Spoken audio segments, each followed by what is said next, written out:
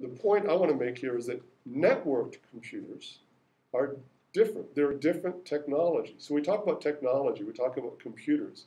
But in a way, the technology that we're really interested in here is the internet. It's not the computer per se. You know, it's the internet that's the technology that's really interesting, that's really changing.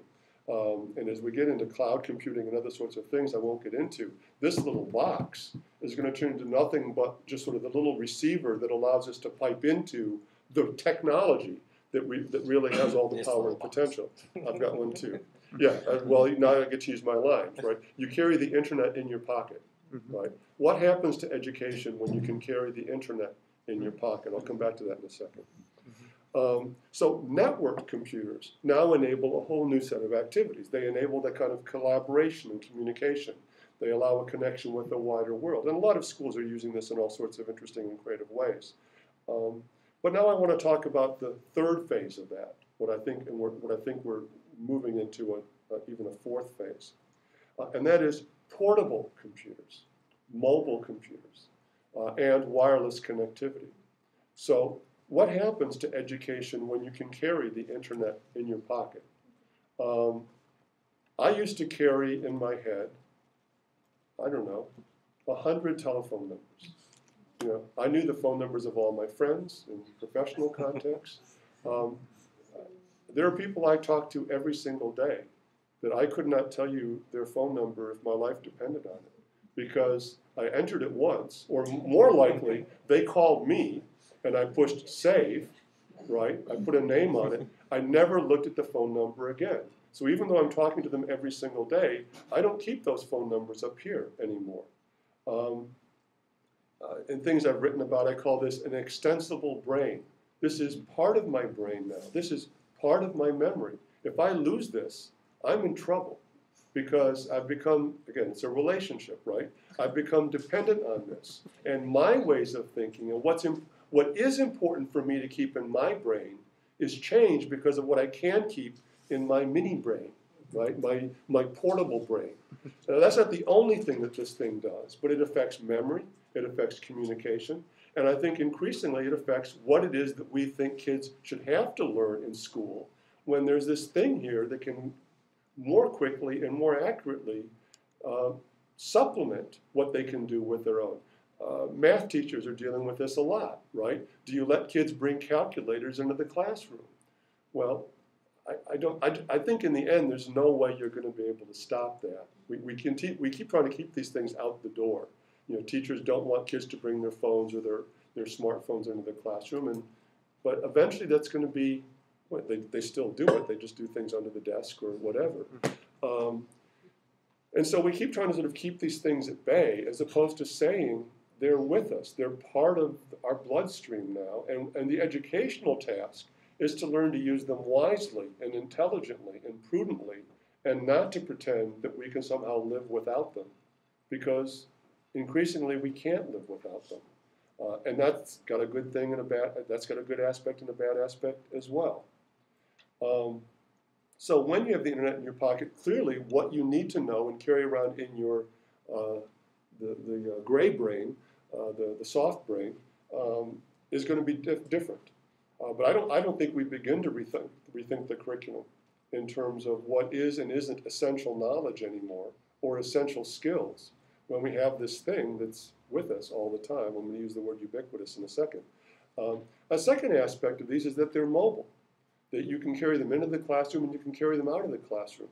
They become a point of connection between the classroom and other venues, other places. I mean, how many classes are letting kids, I'm thinking K-12 now, take their phones out and take pictures of their neighborhood, or use them to record interviews with old people in their neighborhood and do oral histories, and then bring that back into the classroom. You know, these are also data collection devices. Literally, I mean, you can do science experiments where you plug in a little sensor, you know, and measure the temperature in different parts of your neighborhood, or, you know, keep track of the number of cars that go back and forth at particular intersections in your street.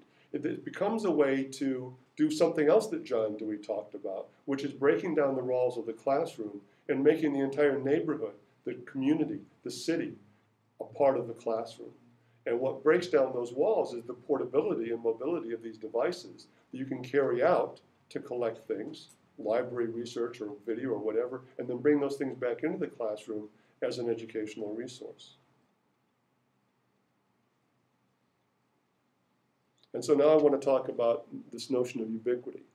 Craig was nice enough to talk about the Ubiquitous Learning Institute. I won't talk about the Institute, but I do want to talk about this notion of ubiquitous learning, something which I really think is the fourth phase. So I talked about the computer as a standalone, the networked computer, the portable or mobile computer, and now I want to talk to you about ubiquitous computing. Increasingly, what we're seeing, and we're only seeing the beginning of this revolution, maybe I'm seeing the future, is that the portable devices, whether they're laptops or iPads or smartphones or whatever, and pervasive wireless connectivity means that increasingly there is an ubiquitous or omnipresent possibility of accessing structured learning opportunities. Increasingly, structured learning opportunities can happen in the home, in the park, in the coffee house, in a variety of other venues that haven't been traditionally seen as educational settings. They're not just happening in formal institutional settings. At the launch of the Ubiquitous Learning Institute, ULI, I call it ULI, just a couple of weeks ago, Chris Deedy came in from Harvard, and you can find this lecture on our website. It's a great lecture. He showed a video from, it was from Microsoft, that showed, I would say, a vision of the future, although all the technologies in it currently exist. And the idea was, some of them are Microsoft technologies. Todd's laughing because there's a commercial aspect of this. I mean, these are commercial products, and someone's making a lot of money from this stuff, no doubt about it. It showed, it was about a 5-minute little video of a person in a airport. I could probably load it up and show it to you, but I'll just summarize it quickly. The idea basically is this. And it's this notion that many of you heard, it's called cyber infrastructure. That increasingly, we're going to be continually and constantly connected to the network. Always. Not just through these things that we call computers, but through these things, which we now call watches, which we think are to tell time with. Well, they're not going to just be doing that anymore. I mean, a person's walking through the airport, there's what's called smart paper, which is paper product that actually has digital capabilities that can change. So you can look at a newspaper, you see this in the course of the ad, and the content of the newspaper is changing as the news is updated. And you can also take, and he does this at one point, like with an iPad, he actually, like a story he's not interested in, he swipes it. And that story disappears, and a new story pops up to take its place. And over time, of course, the newspaper, like my Yahoo, learns about the things you're interested in, and so it's smart. So it starts selecting stories that it knows you want to know about. Now, again, think about this in relationship to Sunstein. I only want stories that reinforce my views that the Democrats are good and the Republicans are bad. So now suddenly my newspaper isn't going to show me those stories that I didn't expect to find. Oh, look, the Republicans did something good. Right? You might read a newspaper and suddenly see something that you didn't expect to see. But now the smart paper becomes highly customized to what it knows or thinks it knows I want. Right? So, but in the course of this ad, the person has his airline ticket and his gate changed. Right? Well, the gate on the ticket changes in real time to the new gate. Right? He's meeting. I won't get into the whole thing. It's actually a very clever video. If you email me, I'll send you the link. But the point is this: in this not very distant future, we are going to be continually connected to the infrastructure, to the network, and to other people through objects of all sorts. At one point, the person puts down their coffee mug. Their coffee mug is a smart coffee mug that measures the temperature of the coffee and other sorts of things. And again, interacts with other devices and other things. The devices in your home are going to communicate with each other Someone told me a story the other day, this is actually a couple of years ago, that you're going to go to your refrigerator, right? And the refrigerator is going to say, I've been talking to the bathroom scales. You are not allowed access at this time, right? Now, it's funny. If you think about it very long, it's kind of creepy.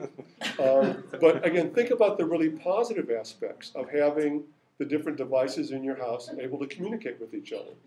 And maybe you are trying to work on a diet, and maybe you do want to say, look, I want to try to limit myself to only opening the refrigerator 3 times a day. And I mean, there's all kinds of ways in which these could become helpful, although I'm often very suspicious of things that try to help us by taking decisions out of our hands.